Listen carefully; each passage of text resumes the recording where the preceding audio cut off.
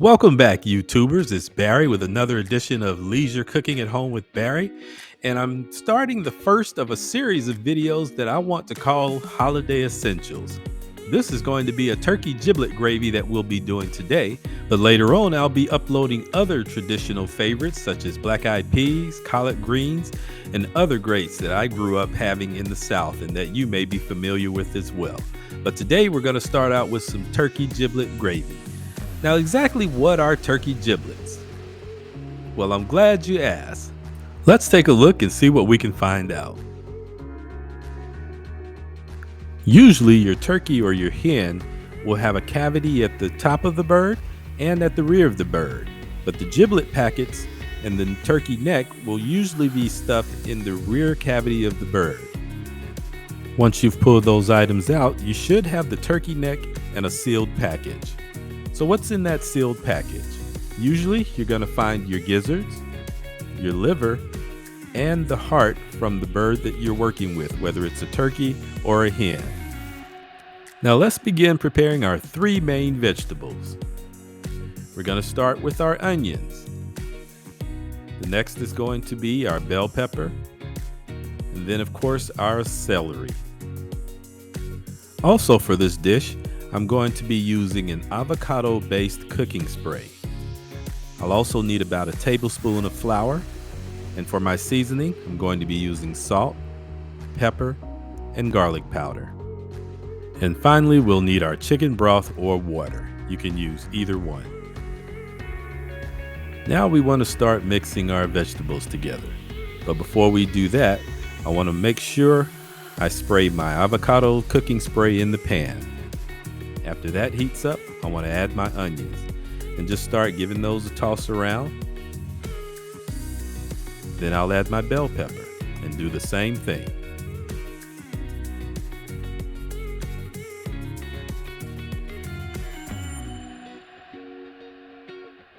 Once I've tossed those around a bit, I want to add my celery.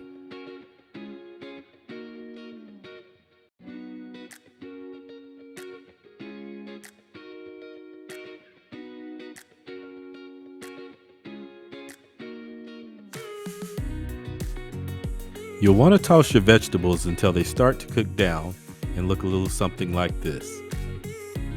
Once the onions have become translucent, the celery and the bell pepper have softened, then you're about ready to start adding your flour.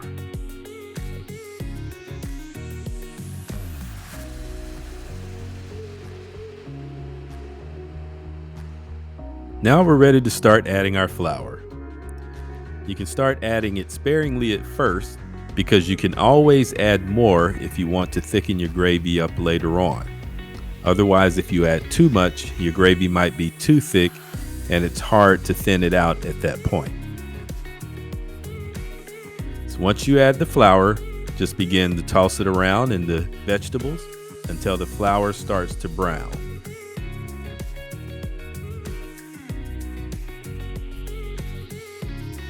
After about 10 to 15 minutes of stirring, you'll start to notice the flour beginning to turn brown. Now, this may vary in time with your dish, depending on your cooking temperature and the type of stove you're using.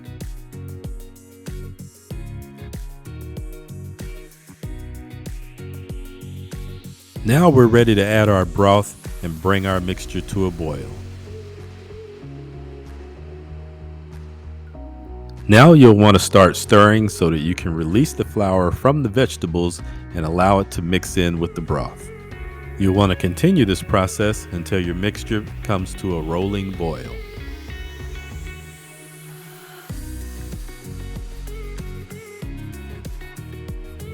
Now you want to begin to add your seasonings.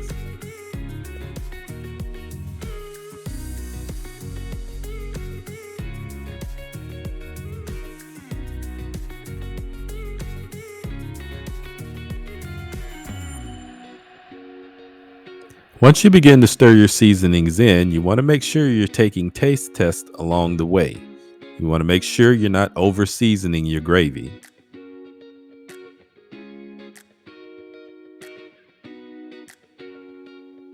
Now we're ready to start adding our giblets to the gravy.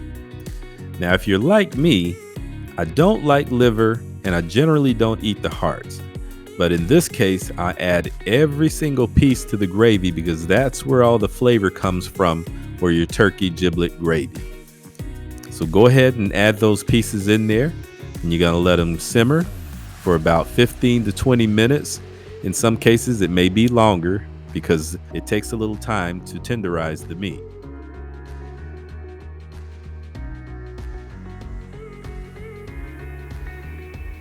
Once you've added all your pieces, remember to always add that little bit of fluid that's left from your giblet bowl just to add that extra flavor.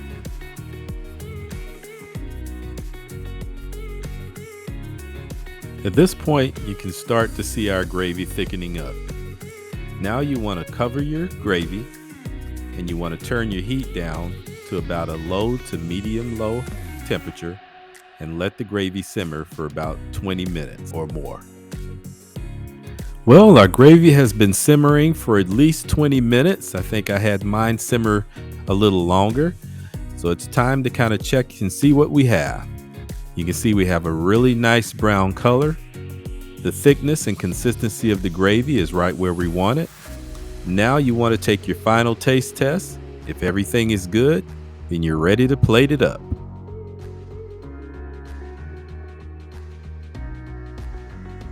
Now we're ready to plate and serve our giblet gravy. As a serving suggestion, I plated my giblet gravy over rice, but it can also be served with mashed potatoes, turkey and dressing, or any other ideas you may have. The way you like it is the best way to serve it.